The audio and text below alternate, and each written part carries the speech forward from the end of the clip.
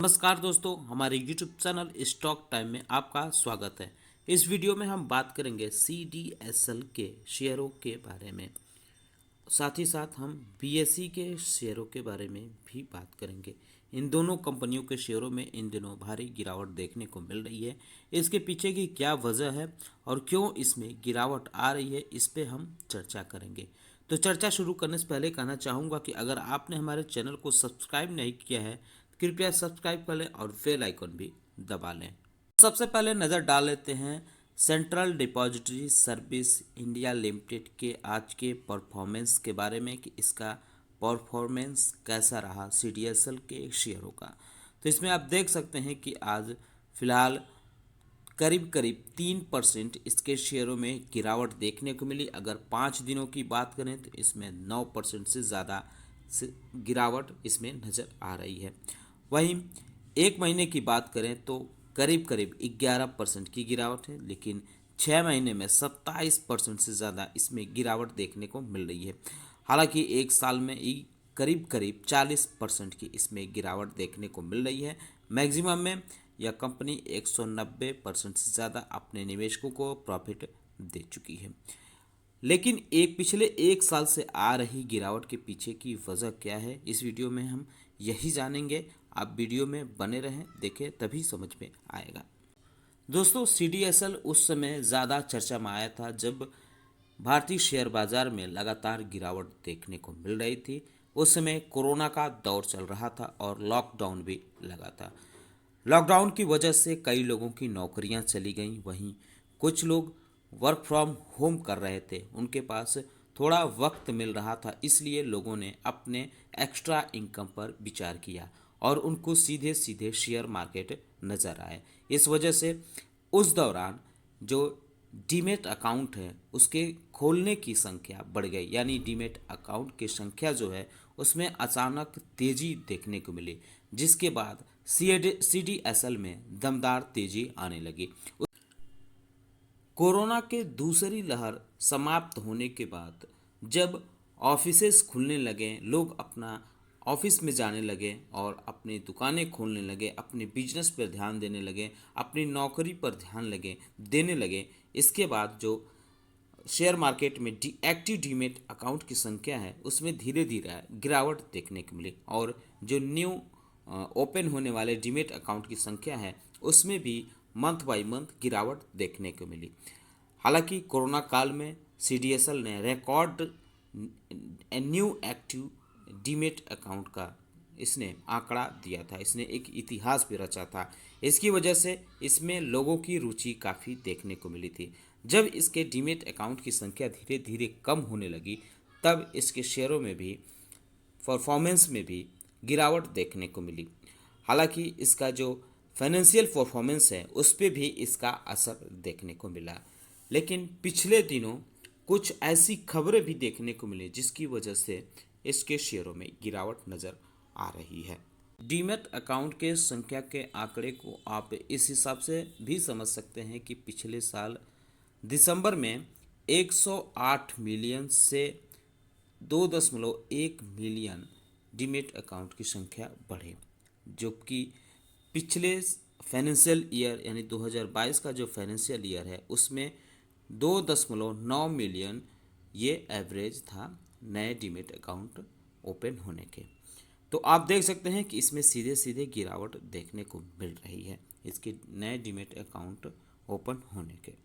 हालांकि CDSL इस गिरावट के बावजूद इस सेक्टर में मार्केट लीडर बना हुआ है।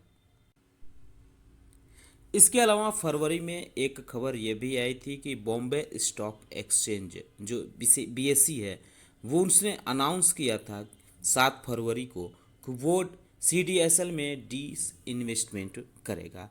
कंपनी अपने 2.5% स्टैक CDSL से बेचेगी। ये जो बेचेगी ये OFS के ज़रिए बेचेगी। आपको बता दें कि जब भी किसी कंपनी में OFS आता है तो करंट प्राइस से कम ही आता है। इस साल नवंबर में एक चीज़ और देखने को मिली थी, साइबर अटैक CDSL पे देखने को मिली थी। मालवेयर साइबर अटैक नवंबर महीने में देखने को मिली थी। अब बात करते हैं इसमें इन्वेस्ट करने वाले एफआईआई, डीआई, पब्लिक और अन्य के बारे में। तो आप देख सकते हैं कि दिसंबर 2021 के दिसंबर क्वार्टर में जो एफआईआई का इन्वेस्ट था वो 9.16% था, जो मार्च 2022 में बढ़कर 9.78% हो गया था। वहीं जून में 8.59% गिरकर हो गया था। आप देख सकते हैं कि ये गिरते हुए देखने को मिल रहा है। हालांकि सितंबर 2022 में यह आंकड़ा 8.47% गिरकर आ गया था। हालांकि 2022 के दिसंबर में यह 8.65% फिलहाल देखने को मिल रहा है। अगर डीआईआई के इन्वेस्ट की बात करें तो डीआई का जो इन्वेस्ट है ये 2021 दिसंबर में 27.4% था, जो मार्च 2022 में घटकर 26.14% पर आ गया था। वहीं जून 2022 में यह 26.1% पर गिरकर आ गया था। फिर यह सितंबर में बढ़ता हुआ देखने को मिला, 26.13% पर आ गया। हालांकि दिसंबर 2022 में यह गिरकर 25.64% देखने को मिला। यानी एफआईआई और डीआईआई हैं, ये अब धीरे धीरे इनका इन्वेस्टमेंट जो है ये कम होता हुआ देखने को मिल रहा है दिसंबर 2021 से लेकर दिसंबर 2022 के बीच में। अगर पब्लिक इन्वेस्टर की बात करें तो ये बढ़ते हुए देखने को मिल रहा है। दिसंबर 2021 में 43.79% रहा है पब्लिक का इन्वेस्टमेंट, जबकि मार्च 2022 में यह 44.7% रहा है। यानी ये बढ़ता हुआ देखने को मिल रहा है। आप जून में भी देख सकते हैं कि ये बढ़ा है, 45.31% रहा है, जबकि सितंबर में यह कम हुआ था। 2022 के सितंबर में 45.4% रहा है। वहीं अगर दिसंबर 2022 की बात करें तो यह 45.72% देखने को मिल रहा है। अब इसके क्वार्टरली रिजल्ट के बारे में भी हम बात कर लेते हैं। तो आप देख सकते हैं कि जो रिवेन्यू है ये फिलहाल बढ़ते हुए देखने को मिल रहा है। दिसंबर 2021 के क्वार्टर में 113 करोड़ रुपए का कंपनी का रिवेन्यू हुआ था, लेकिन मार्च में यह कम हो गया था। यानी मार्च 2022 के क्वार्टर में यह 100 करोड़ रुपए पर गिरकर आ गया था। जून में फिर बढ़ा 111 करोड़ रुपए ये पहुंच गया था कंपनी का रेवेन्यू। लेकिन सितंबर 2022 के क्वार्टर में 122 करोड़ रुपए रेवेन्यू इसमें दिखाया था कंपनी ने। हालांकि दिसंबर क्वार्टर में जो हाल ही में बीता है इसमें 117 करोड़ रुपए का इसका रेवेन्यू देखने को मिला है। अगर इसके नेट प्रॉफिट की बात करें तो नेट प्रॉफिट ये गिरता हुआ देखने को मिल रहा है। अगर इसके नेट प्रॉफिट की बात करें तो आप देख सकते हैं कि ये कम होता हुआ देखने को मिल रहा है।